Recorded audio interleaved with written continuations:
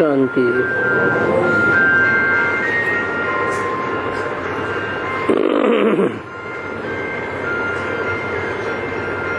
आज है 2/9/1965 गुरुवार का प्रातः क्लास। ये रिकॉर्ड चला है, तुम्हें पाके हमने जहां पा लिया है। मीठी मीठी बच्चियां इस गीत के अर्थ को तो अच्छी तरह से जानी गई होंगी, फिर भी आज बाबा एक एक लाइन का अर्थ करके बताते हैं, क्योंकि ये भी बहुत सहज है, जो कि इन गीतों की लाइनों द्वारा भी मुख खुल सकता है। कोई कोई गीत ऐसे होते हैं जिनका अर्थ कुछ डीप होता है, और कोई कोई का अर्थ बिल्कुल सिंपल होता है।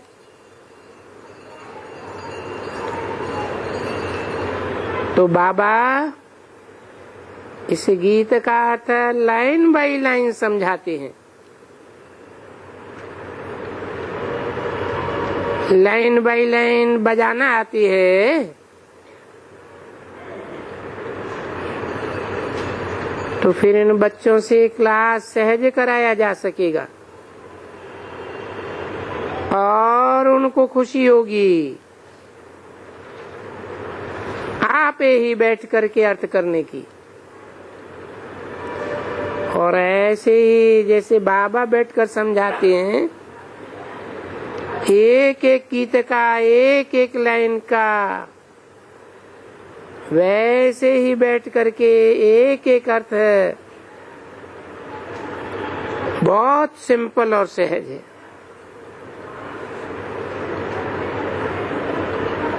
से रिकॉर्ड बजा, तुम्हें पाके हमने जहां पा लिया है, जमी तो जमी आसमां पा लिया है। अभी तुम ही बच्चे बाप के, और तुम ही बाप को जानते हो। ये तुम ही कौन?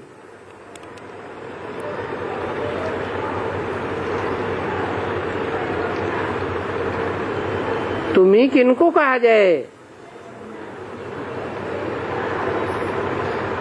जो सन्मुख बैठते हैं उन्हें तुम ही कहा जाता है। तुम ही ब्राह्मण हो,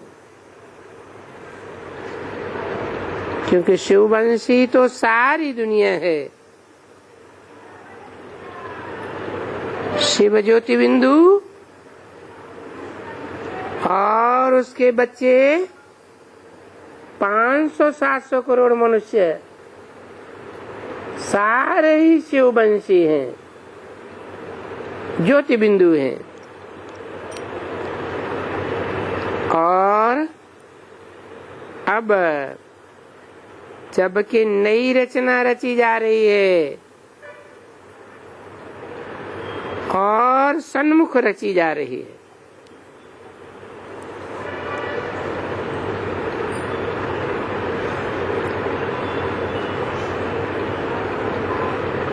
और अभी जानते हो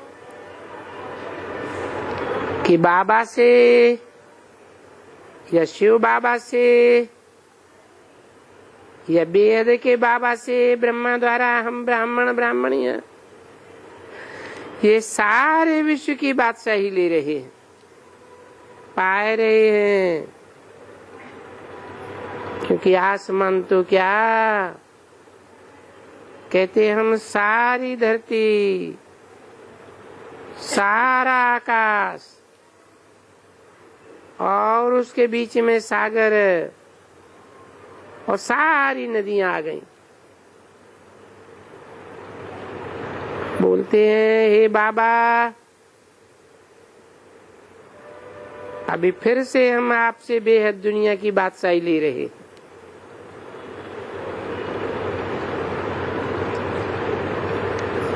5000 वर्ष पहले भी ली थी, अभी लिया नहीं है। बोलेंगे ये हमारा पुरुषार्थ चल रहा है, तो ये अंत का गीत है।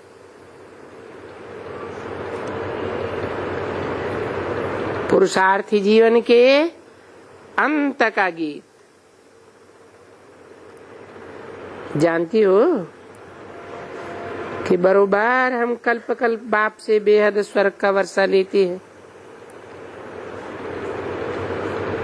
वहां भी बस यहाँ से जैसे राजाई बदलती जाती है, सूर्यवंशी से चंद्रवंशी। तो सूर्यवंशियों को तो मालूम नहीं है, सिर्फ ये समय है जबकि तुमको सारे इस सृष्टि चक्र की पहचान है। कौन सा समय? ये संगम युग का ही समय है जब हमको पहचान होती है। बाकी तो किसी युग में पहचान ही नहीं होती। पीछे ये सृष्टि चक्र की पहचान जो अब जब त्रिकालदर्शी बन गए तो वो बाद में फिर प्रायः गुम हो जाती है। पीछे अनायास ऐसे ही चलते आते हैं, नीचे नीचे चलते जाते हैं, बस पीछे पीछे वो फिरती जाती है। अभी तुम जानते हो कि बेहद का बाबा आया हुआ है, जिस बाबा को गीता का भगवान कहा जाता है।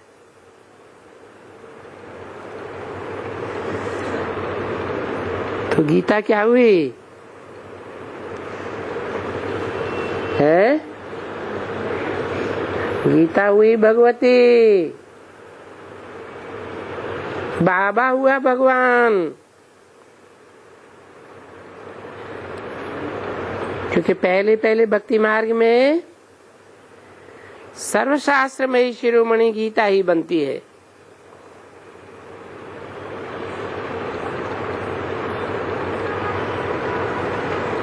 ये वेद उपनिषद आज तो बाद में बनती है।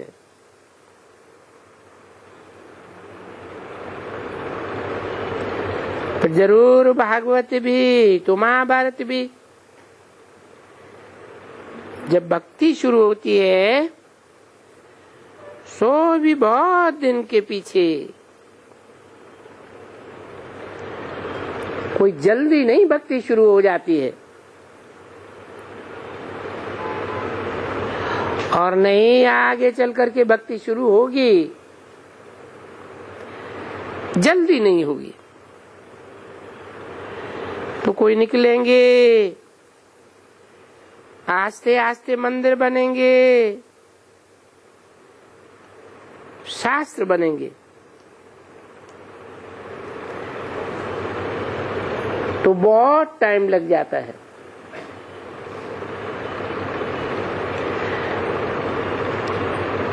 फिर वो सूर्यवंशी ये नहीं जानते हैं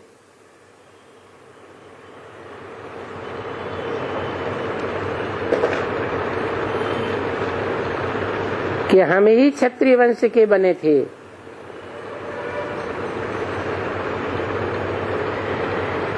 ये भी अभी तुमको मालूम है कि अभी हम ब्राह्मण बने हैं। कब? संगम में। फिर फलाना फलाना बनेंगे, क्योंकि अभी तुमको बाप सृष्टि का सारा चक्कर समझाए रहे। जैसे बाप से सृष्टि के आदि मध्य अंत को जानते हैं, तो उस बाप को कहा जाता है जानी जाननहार।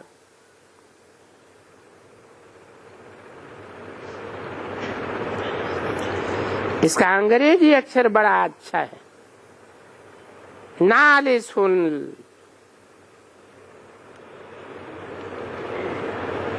उनको फुल नॉलेज है। काहे की नॉलेज है? ये तो कोई कुछ नहीं जानते, सिर्फ नाम रख दिया है कि God father is full knowledgeful. जैसे हम कहते हैं परमपिता परमात्मा जानी जाननहार है। अभी जानी जाननहार वो समझते हैं कि वो तो सभी के दिलों को जानते हैं। अभी ऐसे नहीं है कि वो सभी के दिलों के अंदर की बात को जानने वाला है। हाँ, सृष्टि चक्र के आदि मध्य अंत को जानते हैं। सभी वेदों, ग्रंथों, शास्त्रों, इन सब को जानने वाला है। तो फर्क पड़ जाता है ना, किस बात में? समझने में, समझाने में। तो अभी बच्चे ये लाइन का अर्थ समझ गए कि हम बेहद के बाबा से श्रीमत पर सारे विश्व की बादशाही लेते हैं। बाबा कहते हैं हम ये ज्ञान देते हैं कि माम एकम, यानी मुझे अपने परमपिता परमात्मा को याद करो।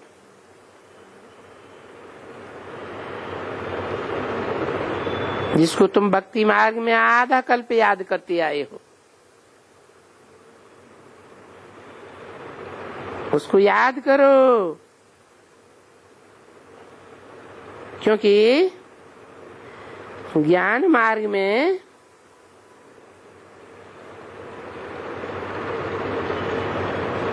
सबको याद नहीं किया जाता है।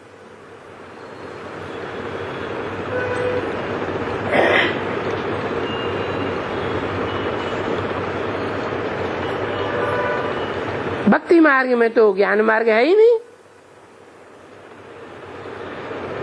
वहां तो ज्ञान मिलता ही नहीं है।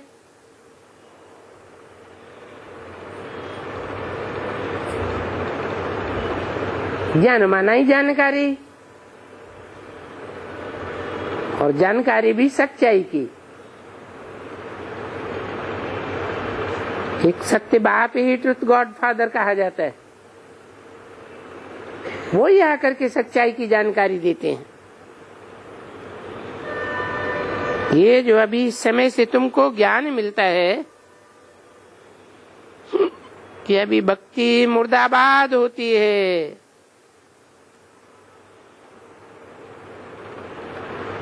तो इस भक्ति को छोड़ना पड़े। और ज्ञान माना दिन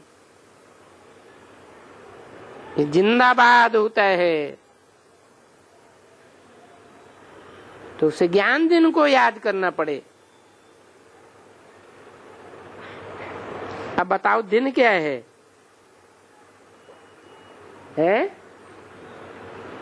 सतयुग है दिन, और कलयुग है रात। अच्छा, अभी हमको कलयुग के पिछाड़ी टांगे और मुख सतयुग के पिछाड़ी लगाना पड़ता है।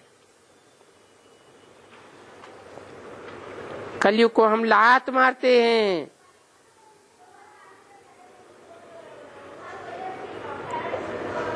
ये जानते हैं कि हम आएंगे फिर भी यहीं, परंतु पियर घर से होकर के फिर सतुर घर आएंगे।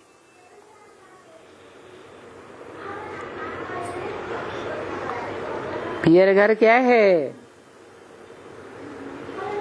पियर घर है ब्रह्मा का घर है, और ससुर घर है विष्णु का घर। तो देखो यहाँ पिया आते हैं,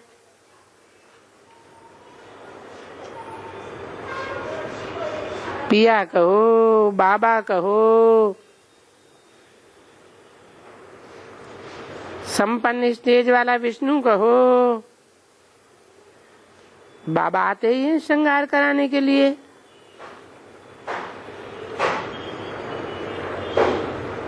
तो कोई पियर घर जा करके कोई श्रृंगार नहीं करना है।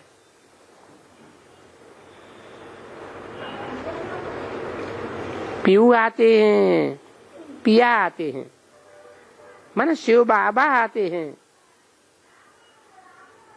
आ करके यहाँ हमको श्रृंगार कराते हैं। क्योंकि श्रृंगार सारा ही बिगड़ा हुआ है। पतित बने तो सारा श्रृंगार बिगड़ गया। ये जो सर्वगुण संपन्न 16 कला संपूर्ण संपूर्ण निर्विकारी मर्यादा पुरुषोत्तम अहिंसा परमो धर्म, ये महिमा थी ना, ये श्रृंगार है, ये गुण है। सारा श्रृंगार बिगड़ा हुआ है।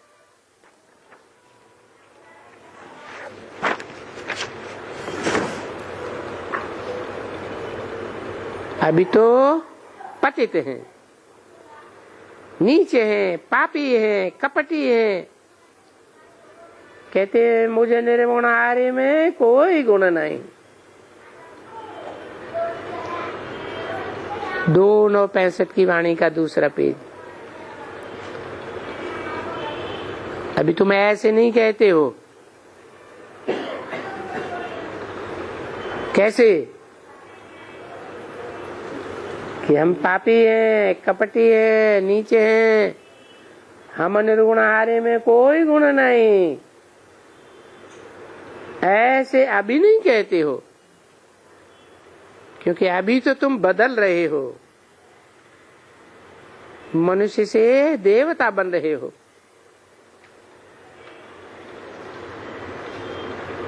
बेगुणी से गुणवान बन रहे हो। तो ये है 5 विकारों का दान। तो तुम बच्चे जानते हो कि एक तो देह का अभिमान जो सबसे कड़ा है,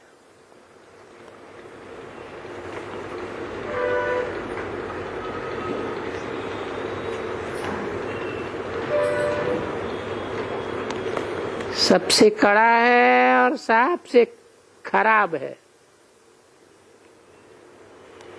ये छोड़ना है। बात बाबा ने रात को भी समझाई थी, क्योंकि ये घड़ी घड़ी देहों में ममत्व तो पड़ जाता है।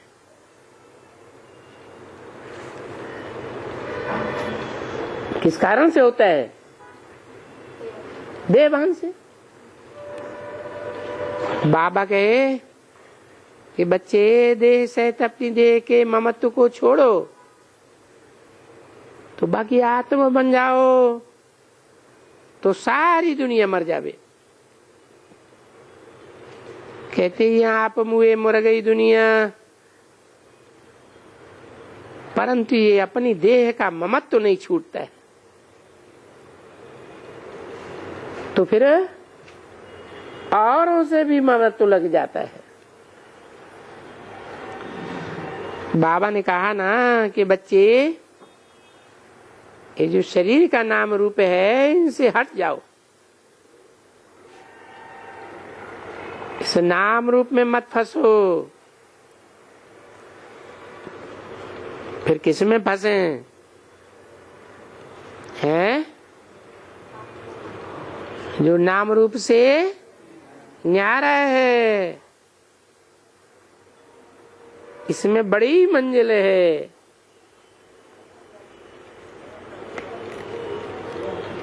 क्योंकि बहुत बच्चे जानते हैं, कोई माँ के प्यार में, कोई बच्चे के प्यार में, कोई न कोई देह अभिमानी उनमें हट जाते हैं और प्रतिज्ञा भी करते हैं, हे बाबा। तो ये प्रतिज्ञा किसने की? देह ने की, आत्मा ने की? आत्मा ने प्रतिज्ञा की। बाबा ये डिटेल में कहते हैं, तो ये समझाने की कोई इतनी दरकार नहीं है। ये तो हुआ जो सेंटर चलाती है, तीखी है।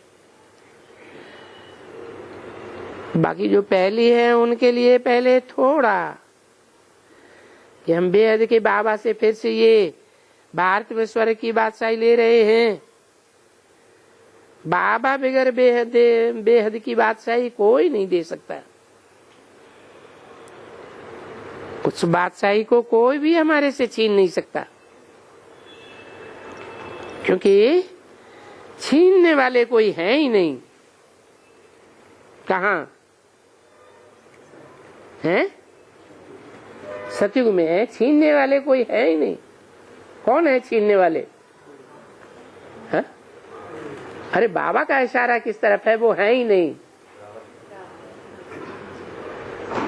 और धर्म की आत्माएं सतयुग में है ही नहीं जो हमसे राजा ही छीन सके। वो कहाँ होती हैं? और परम धाम में पड़ी जाती है।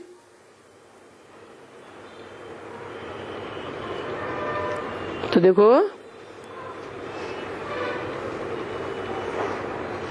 एक दो से छीनते हैं ना। जैसे बादशाही मुसलमानों की भी छिन गई। कब? कलयुग के अंत में। किसने छीन ली? अंग्रेजों ने छीन ली। फिर देखो अंग्रेज उनसे भी छीन गई। किसने छीन ली?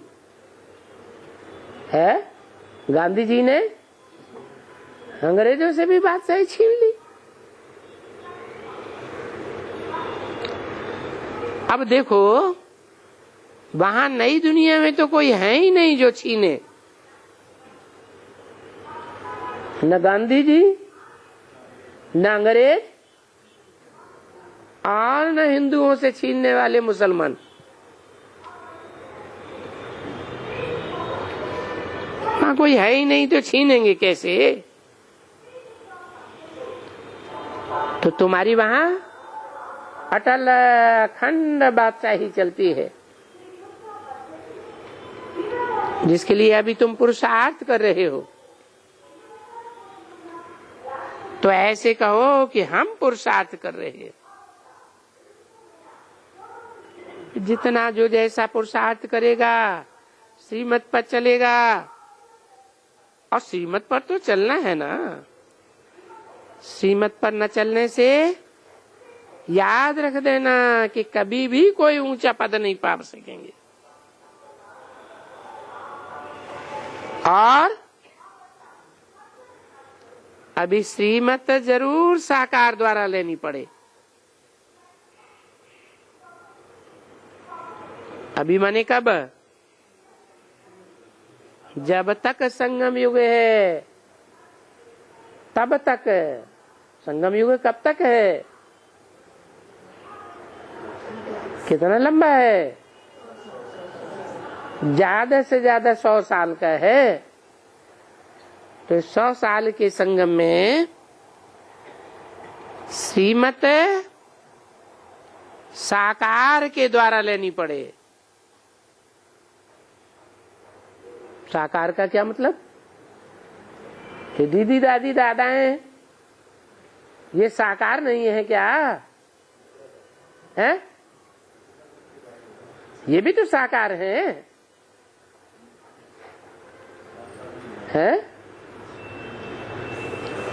परंतु उनके लिए बोला है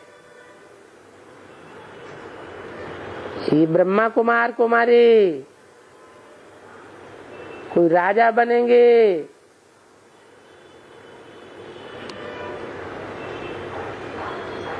राजकुमारी बनेंगे, कोई दास दासी बन पड़ेंगे। तो इनका कोई ठिकाना नहीं है कौन क्या बनेंगे। इसलिए कौन से साकार से श्रीमत लेनी चाहिए? हैं? जो सदा ऊंच पाठ बजाने वाला है। सदा माने कब?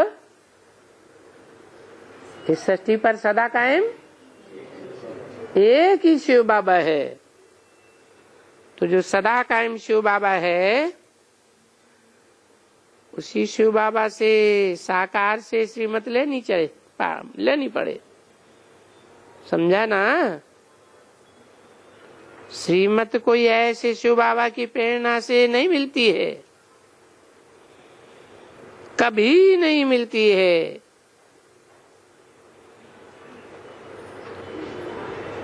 बहुतों को ये घमंड आ जाता है कि बाबा से हमको डायरेक्ट प्रेरणा मिलती है, हमें कोई से साकार में श्रीमत लेने की दरकार नहीं। कई बच्चों को ये घमंड आता है कि हम शिव बाबा की प्रेरणा से चलते हैं। नहीं,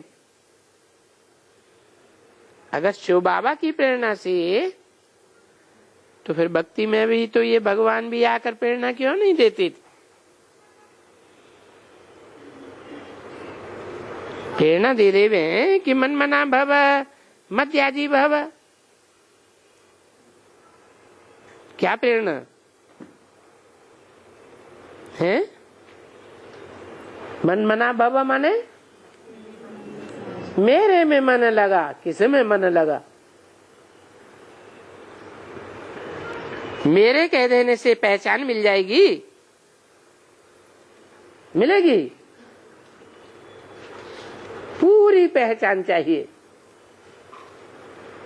ये पूरी पहचान, मेरी पहचान मेरे द्वारा मिलती है। मेरी पहचान मेरे सिवाय कोई भी नहीं दे सकता।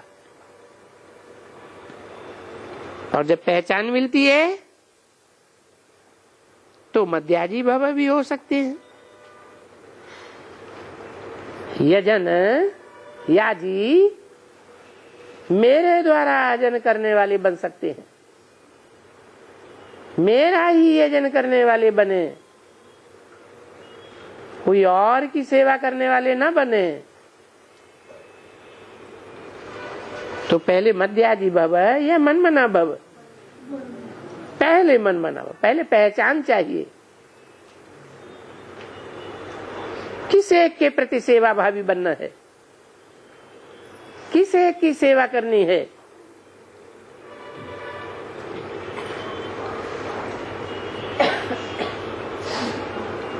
तो प्रेरणा से नहीं देते हैं। यहाँ आकर के बाबा को इनसे कहना पड़ता है कि साकार बिगर हम कैसे तुमको मत दे सकता हूं। बहुत ऐसे हैं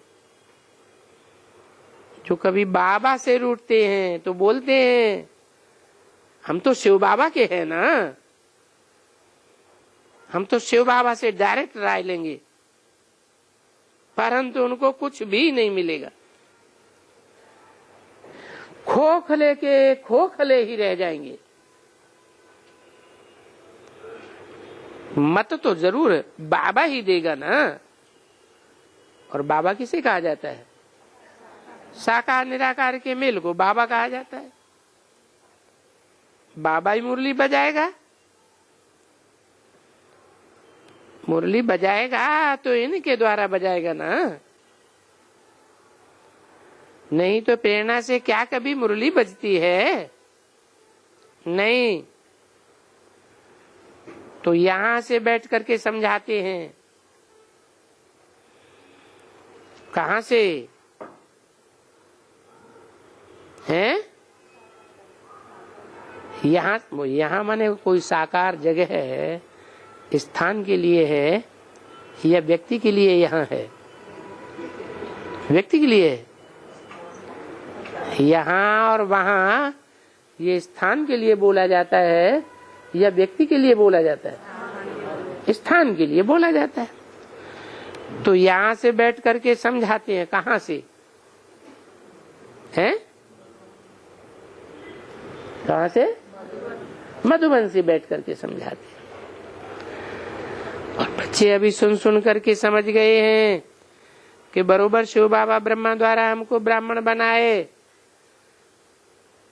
फिर ब्राह्मण सो देवता बनाते हैं। पहले तो ब्रह्मा बाबा के बच्चे बनते हैं। क्या पहली सीढ़ी? क्या ब्रह्मा के बच्चे ब्राह्मण, फिर उन ब्राह्मणों को समझ मिलती है। किसके द्वारा? ब्रह्मा द्वारा ब्राह्मण बनते हैं। फिर माने बाद में समझ मिलती है। किसके द्वारा? शिव बाबा के द्वारा समझ देते हैं। समझ मिलती है टीचर के द्वारा। वो हमारा बाबा भी है, वो हमारा टीचर भी है, जो यहाँ बैठ करके समझाते हैं। और बच्चे अभी सुन सुन करके समझ गए हैं कि बरोबर शिव बाबा ब्रह्मा द्वारा हमको ब्राह्मण बनाए, फिर देवता बनाते हैं। तो पहले तो ब्रह्मा के बच्चे बनते हैं, फिर उनको समझ मिलती है कि हम डाडे से वर्षा मिल रहा है।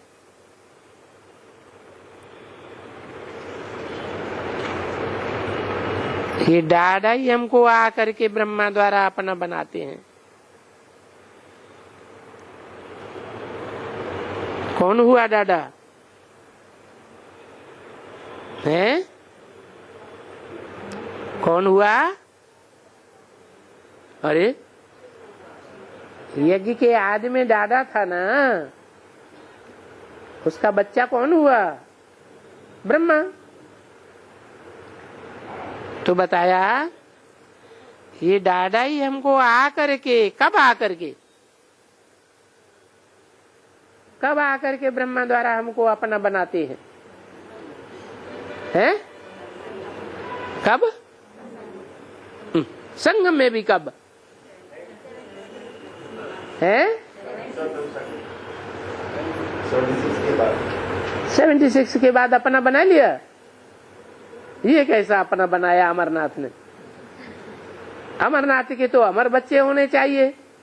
ये तो आज अमर हैं और कल मर पड़ते हैं।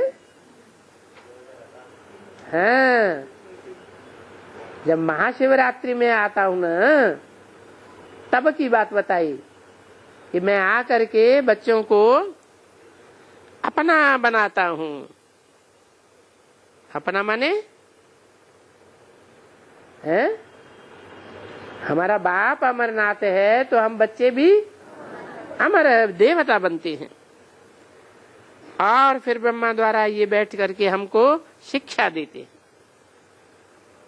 हाँ, अभी दूसरी लाइन करो तो रिकॉर्ड बजा। मिटा ना सकेगी जिसे हम खिजा भी, जला ना सकेगी जिसे बिजलियां भी, मोहब्बत का वो आशियां पा लिया है। गीत बजा। मोहब्बत रखने से ये सभी आशाएं हमारी अब पूरी हो रही है। अब शिव बाबा से अच्छी मोहब्बत चाहिए हैं? अच्छी और बुरी क्या होती है? हैं? अच्छी मोहब्बत क्या होती है और बुरी मोहब्बत क्या होती है? हैं? राम को क्यों कहा जाता है मर्यादा पुरुषोत्तम? हैं? एक के साथ मोहब्बत की, और जब एक ही है तो दूसरे की तो बात ही नहीं। तो मोहब्बत टूटती है या बनी रहती है? कुछ भी हो जाए, कोई भी समस्या आ जाए, मोहब्बत टूटने वाली नहीं है। उसको कहेंगे अच्छी। और मुसलमानों की मोहब्बत, आज एक से शादी की, क्रिश्चियंस की मोहब्बत, आज एक से शादी की, कल दूसरे से की, परसों तीसरे से की, तलाक देते जाते हैं, नई नई शादियां करते जाते हैं। तो कैसी मोहब्बत है? अच्छी है या बुरी है? बुरी है। जो आत्मा की है उनको मोहब्बत कहते हैं। ये आत्मिक स्थिति की मोहब्बत है, वो देह की मोहब्बत है। देह विनाशी तो मोहब्बत भी विनाशी, और आत्मा अविनाशी तो आत्मिक स्थिति में रहने वालों की मोहब्बत भी अविनाशी। बाबा ने कहा ना, अभी आशिक बने सब आत्माएं तुम्हारी। तुम बच्चे आशिक बने बाप के, क्योंकि छोटेपन में भी बच्चे आशिक बनते हैं बाप के, क्योंकि बाप को ही याद करते हैं। तभी तो वर्षा मिलेगा। तो जैसे कि बच्चे भी लौकिक बाप की याद करते हैं, तो गोया जैसे आशिक बने, बाबा से हमको वर्षा मिलना है। बच्चा पैदा होगा, जितना बड़ा होता जाएगा बच्चे को समझ में आता जाएगा। बच्ची को नहीं समझ में आवेगा, बच्चे को आवेगा। क्या कि वर्षा हम बच्चे को मिलेगा, और बच्ची को समझ क्यों नहीं आवेगा? है बाबा भी यहाँ कहते हैं ना कि हमारे तुम बच्चे हो, तुम सब बच्चे हो। कौन सब है? चाहे स्त्री चोले में हो, चाहे पुरुष चोले में हो, लेकिन हमारे तुम सब बच्चे हो। कैसे? आत्मिक स्थिति वाले हो तो रुद्रमाला के मण के हो, भले किसी भी वेश में हो, स्त्री के वेश में हो, कन्या के वेश में हो, परंतु तुम आत्मा है, हमारे बच्चे हो। तो तुम आत्मा है, बाप से वर्षा ले रहे हो। क्या कहा है? बाप से वर्षा ले रहे हो। और कन्याएं जो विजयमाला से बनेंगे, चंद्रवंश से आएंगे, वो किससे वर्षा लेंगे? है? अरे कन्या को किससे वर्षा मिलता है? हैं? पति के यहाँ से वर्षा मिलता है। अर्धांगिनी बनती है ना, आधा हिस्से की हकदार बन जाती है ना।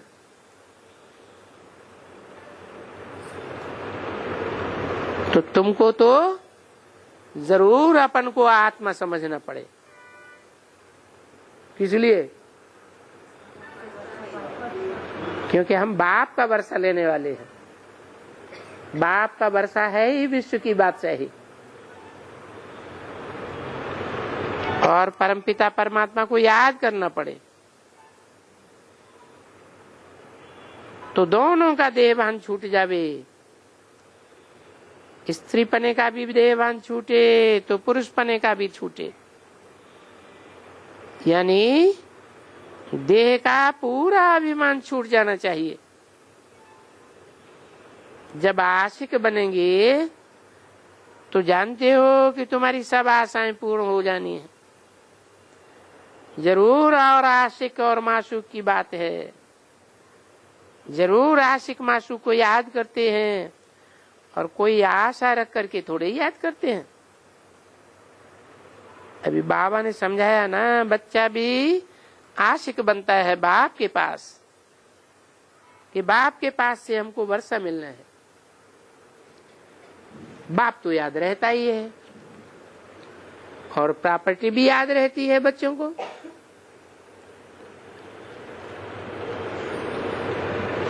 दो 1965 की वाणी का 3रा पेज।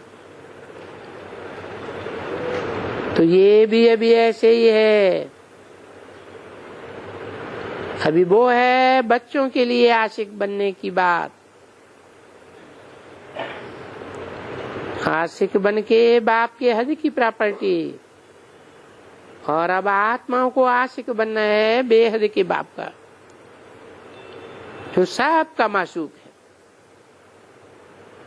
ये बच्चे हैं ना, देखो बाबा कितना सहज करके समझाते हैं।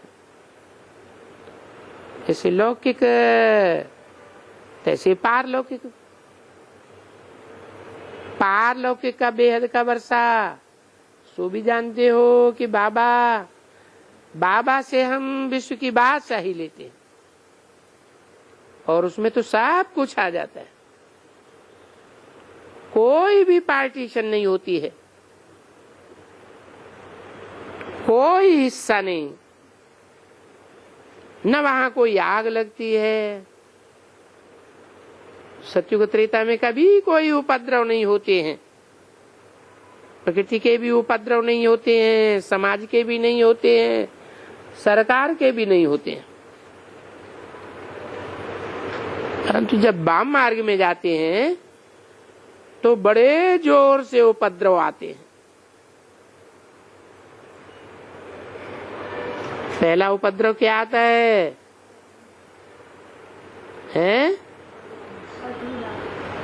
जो वाम मार्ग शुरू होता है और फट से उपद्रव आ जाता है।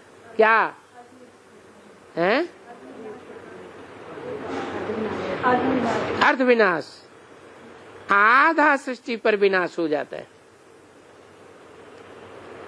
और वो कहाँ होता है? भारत में ही होता है। फट से एकदम विनाश होता है। तो देखो,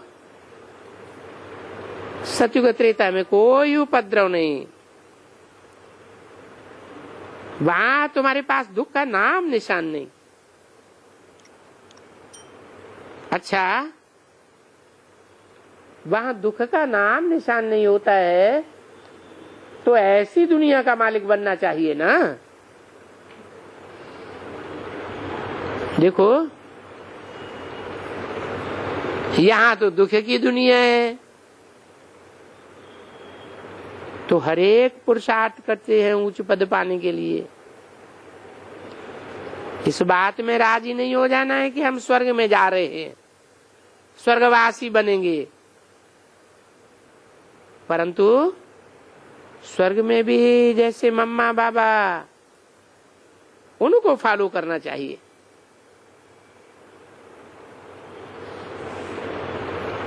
अब जबकि मम्मा बाबा हैं और वो बरोबर मालिक बनते हैं, तो हम क्यों नहीं गद्दी के वारिस बने? कौन से मम्मा बाबा है?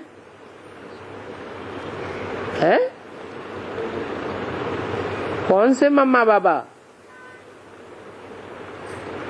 बेहद विश्व की गद्दी के मालिक बनते हैं? बहुतों की बुद्धि में आता है ब्रह्मा सरस्वती के लिए बोला होगा, परंतु नहीं,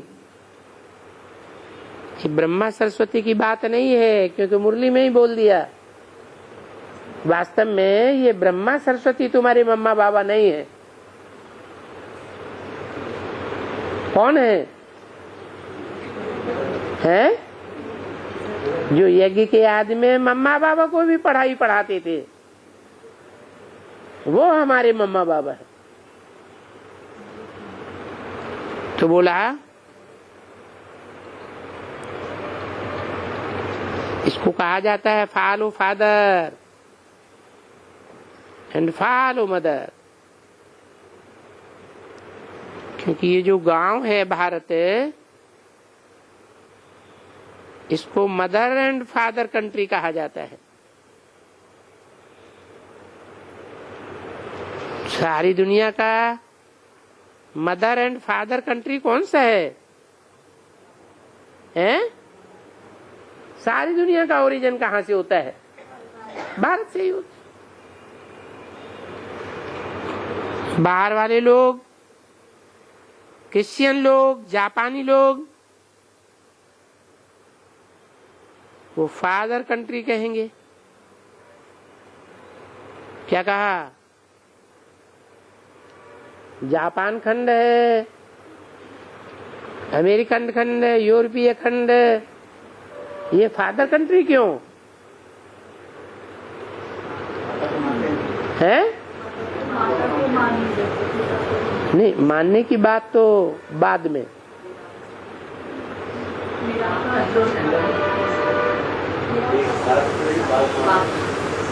हाँ, नहीं, विदेशों में फादर ही राज्य करता है और भारत में माता का राज्य चलता है। इसलिए देवियों की पूजा भारत में होती है माता की, या विदेशों में होती है? भारत में होती है। तो और कंट्रीज फादर कंट्रीज हैं, और भारत माता पिता दोनों का कंट्री है।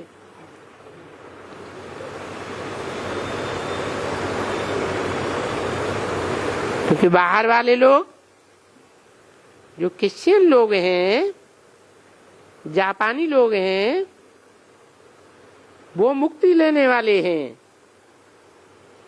किससे हैं?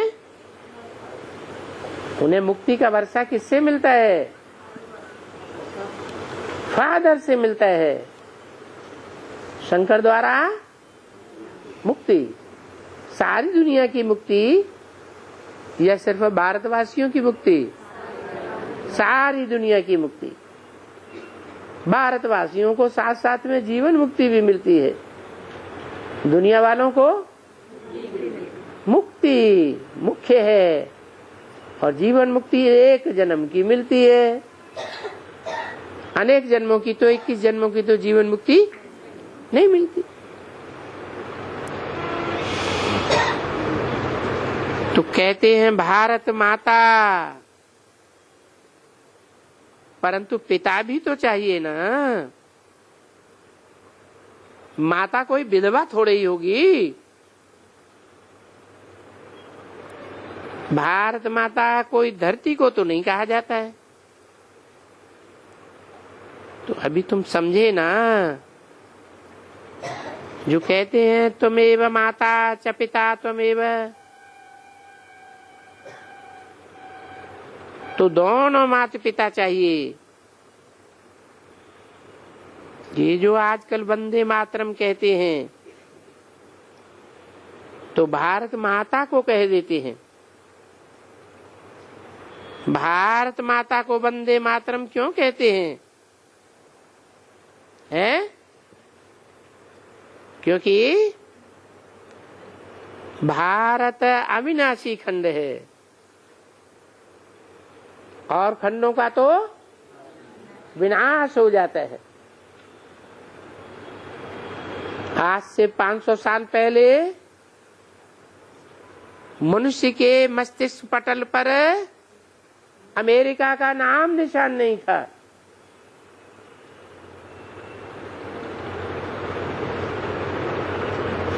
आज से 300 साल 350 साल पहले ऑस्ट्रेलिया का नाम निशान नहीं था।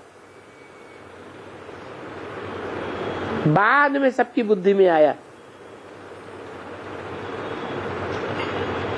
तो ये धर्मखंड न पहले थे और न बाद में रहेंगे। तो विनाशी हुए या अविनाशी हुए? ये तो विनाशी हो गए।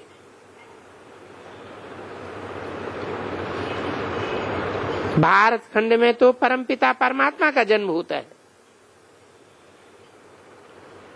तो ये धरनी ऊंच हुई।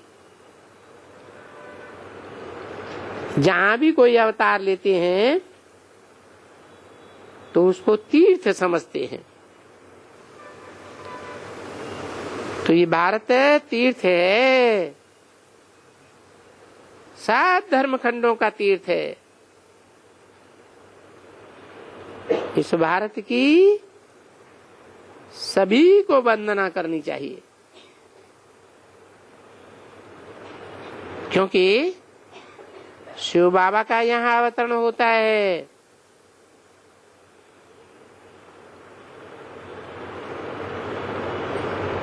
तो वंदना कर रहे हैं या नहीं कर रहे हैं?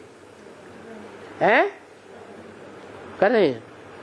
दूसरे धर्मखंड भारत की वंदना करते हैं, सर झुकाते हैं भारत को? नहीं, ठुकराते हैं। ठुकराया है, कब तक ठुकराते रहेंगे? हैं? तब तक ठुकराते रहेंगे जब तक दोबारा बाप का अवतरण प्रैक्टिकल में। कौन से बाप का है? बेहद के बाप का। बेहद के तो दो बाप हैं। कौन से बाप का है? जो आत्माओं का बेहद का बाप है, उस बाप का प्रत्यक्षता वर्ष जब तक नहीं होता है तब तक ठुकराते रहेंगे भारत को।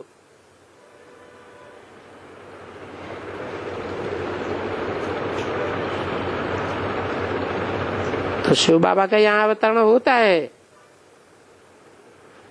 तो ये ज्ञान तो पूरा अच्छी तरह से अभी कोई में नहीं है। तो ये लोग वंदे मातरम भारत माता को कह देते हैं। फिर उनको वंदे मातरम नहीं कह सकेंगे। किसको है? अरे वंदना पूजा किसकी की जाती है? पवित्रता की पूजा की जाती है। धरणी कोई पवित्र कही जाती क्या है? मनुष्य पवित्र अपवित्र बनता है या धरणी पवित्र अपवित्र बनती है? मनुष्य के आधार पर धरणी भी पवित्र बनती है। तो देखो, शिव बाबा का यहाँ अवतरण होता है तो धरणी को वंदना नहीं कर सकते, पवित्रता की वंदना की जाती है। आप पवित्र वंदना करते हैं पवित्रों को।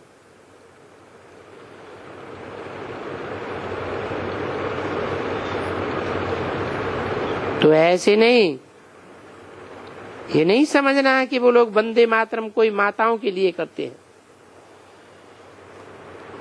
ये बाबा कहते हैं फिर वंदे मातरम, क्योंकि ये पवित्र बन रही है।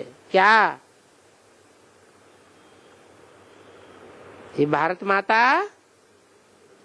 जिसके लिए बोला है भारत माता शिव शक्ति अवतार, अंत का नारा है। ये अंतर में पवित्र बन जाती है तो पिछाड़ी में तुम सभी पवित्र बन जाएंगे। तो फिर वंदे मातरम शिव शक्ति भारत माता, जिन्होंने ये स्वर्ग बनाया है, धरती ने नहीं बनाया। धरती पर तो बाप आया, इसलिए ये धरती सबसे ऊंचे है। हर एक को अपनी धरनी अच्छी लगती है ना। इसका क्या प्रूफ है? हैं? कहाँ भी मरते हैं तो लाश को वहां जाकर के दफन करते हैं कि अपनी जन्मभूमि पर इनका कब्रिस्तान हो।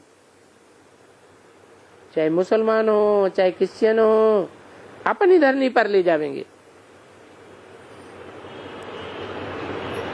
तो अभी वास्तव में सबसे ऊंचते ऊंच भूमि ये है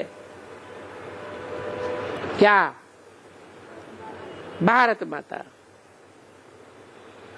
क्योंकि बाप आकर के सबको पावन बनाते, परंतु अभी ये ज्ञान तो कोई में है ही नहीं। नहीं, जो पतितों को पावन करने वाला बाप है वो आकर के सबको पावन करते हैं। ब्रह्मा कुमारियां क्या समझती हैं? कि शिव बाबा ब्रह्मा तन में आया, हमको पावन करके चला गया, अब हम सबको पावन बनावेंगे। लेकिन बाप क्या कहते हैं? कहते हैं भगवान बाप इस धरनी पर आकर के सबको पावन बनाते हैं। कोई मनुष्य मात्र किसी को पावन नहीं बना सकता। कोई वो धरनी कुछ नहीं कर सकती है, न वो मनुष्य कुछ करते हैं। जहां धरनी पर ये मैसेंजर आते हैं धर्म स्थापना करने के लिए, नहीं, वो लोग एक एक अपनी उस धरनी को पूजते हैं। परंतु उन सब को पावन करने वाला, पावन बनाने वाला फिर यहाँ होता है। तो बाप बैठ करके महिमा करते हैं। इस भारत की महिमा बहुत भारी है। ये अविनाशी खंड है। अविनाशी जो बाप है उनका अवतरण यहाँ होता है, और यहाँ आकर के सबकी सदगति करते हैं। इसलिए भारत भी अविनाशी, ये कभी भी विनाश नहीं होता है।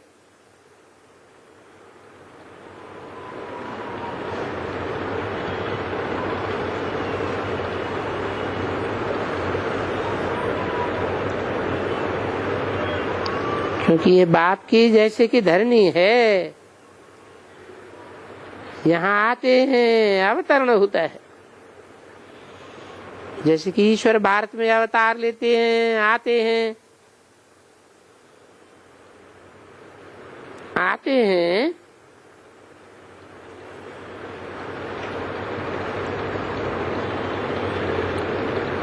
तो कोई अपना शरीर तो धारण नहीं करते हैं। उनको अपना शरीर तो है ही नहीं ना। तो ये शरीर में आकर के प्रवेश करते हैं। उसको तुम लोग नंदीगण भी कहते हो। क्या कहा है? नंदीगण एक को कहा जाता है या समूह को कहा जाता है?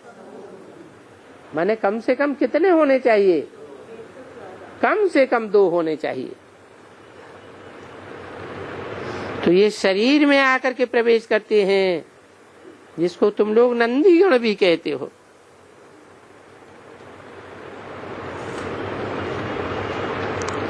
और ब्राह्मण के तन में आते हैं।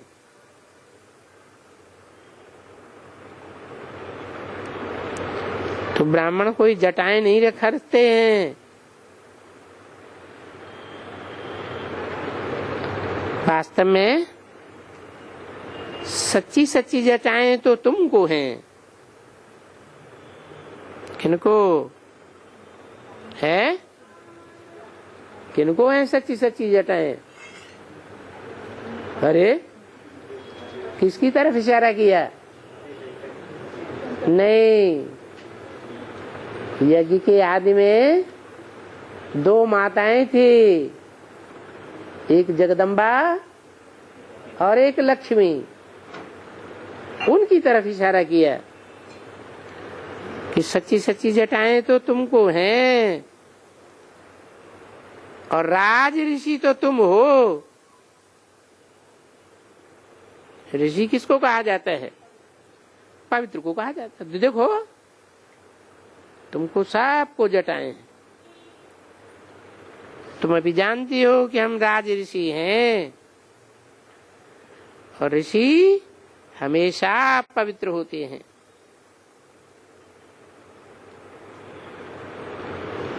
ऐसे नहीं आज पवित्र बने कल अपवित्र हो जाएं। अब ये ऋषि जब छोड़ जाते हैं ना तो चीज है नहीं, तो किससे पतित बने? तुम हो राज ऋषि,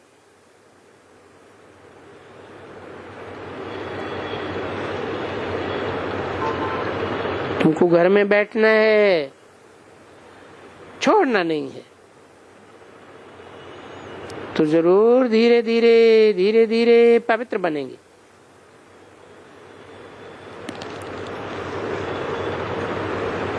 बहुत सन्यासी फट से बनते हैं क्योंकि घर बाहर छोड़ देते हैं, जंगल में रहते हैं। तुमको तो गृहस्थ व्यवहार में रह करके 5 विकारों को छोड़ना है, पवित्र बनना है। तो देखो फर्क हो गया ना।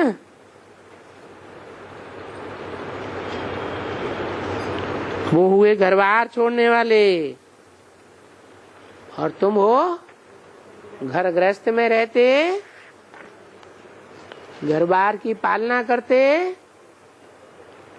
अभी इस पुरानी दुनिया से ममत्व को तोड़ने वाले, इस पुरानी दुनिया को बुद्धि योग से तोड़ने वाले, क्योंकि तुम नई दुनिया का राज्य ले रहे हो। 2/9/1965 की वाणी का 4था पेज। इसलिए पुरानी दुनिया में ही इस संगम पर हमको पवित्र बनना है, तब नई दुनिया में जा सकेंगे। तो बाबा बच्चों को समझाते हैं ना कि मीठे बच्चे, ये तुम्हारी पढ़ाई कोई इस मृत्यु लोक के लिए नहीं है। क्या कहा है? तुम्हारी ये पढ़ाई मृत्यु लोक में प्राप्ति करने के लिए नहीं है। बहुत ही ऐसे ही बुद्धू है। कैसे? क्या समझ रहे? हमको इस ज्ञान में आने से क्या फायदा हुआ, हमको क्या मिला? बाबा कहते इस दुनिया के लिए तुम खुद जिम्मेवार हो। इस दुनिया में तुमको जो प्राप्ति अप्राप्ति हो रही है वो पूर्व जन्मों के आधार पर हो रही है। पूर्व जन्मों में तुमने जैसे जैसे कर्म किए हैं वैसे वैसे तुमको प्राप्ति अभी हो रही है। इसके लिए मैं जिम्मेवार नहीं हूँ। लेकिन अभी तुम जो पढ़ाई पढ़ रहे हो बेहद की, इस बेहद की पढ़ाई में से तुम भविष्य 21 जन्मों के लिए प्राप्ति करते हो। ये तुम्हारी पढ़ाई कोई मृत्यु लोक के लिए नहीं है, इस जन्म के लिए नहीं है। कहाँ के लिए है? भविष्य 21 जन्मों के लिए। कभी भी कोई टीचर अपने शागिर्दों को, स्टूडेंट्स को ऐसे नहीं कहेंगे कि ये तुम्हारी पढ़ाई कोई इस समय के लिए नहीं है, भविष्य के लिए है। दुनिया में क्या कहेंगे? यहाँ तुम पढ़ते हो, डॉक्टरी पढ़ते हो, यहीं तुम डॉक्टर बनोगे। इंजीनियरिंग पढ़ते हो तो यहीं तुम इंजीनियर बनोगे। और बाबा क्या कहते हैं? तुम्हारी ये जो पढ़ाई है वो इस जन्म के लिए प्राप्ति कराने वाली नहीं है। तुम्हारी पढ़ाई भविष्य 21 जन्मों के लिए, क्योंकि भविष्य 21 जन्मों का कनेक्शन तुम्हारी आत्मा से है, देह से नहीं है। वो देह अभिमानी टीचर होते हैं, देह स्टूडेंट को पढ़ाते हैं, और ये ये आत्माभिमानी बाप है, किसको पढ़ाता है? आत्मा को पढ़ाता है।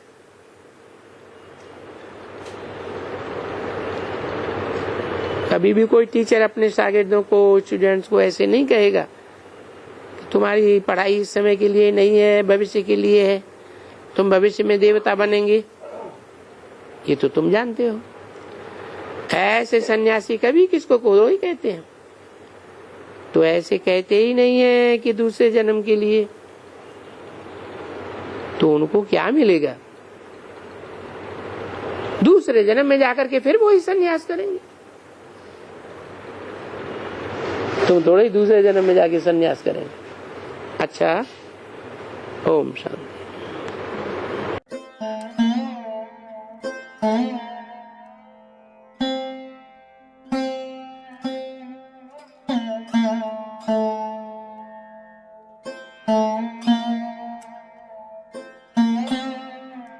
Thank you.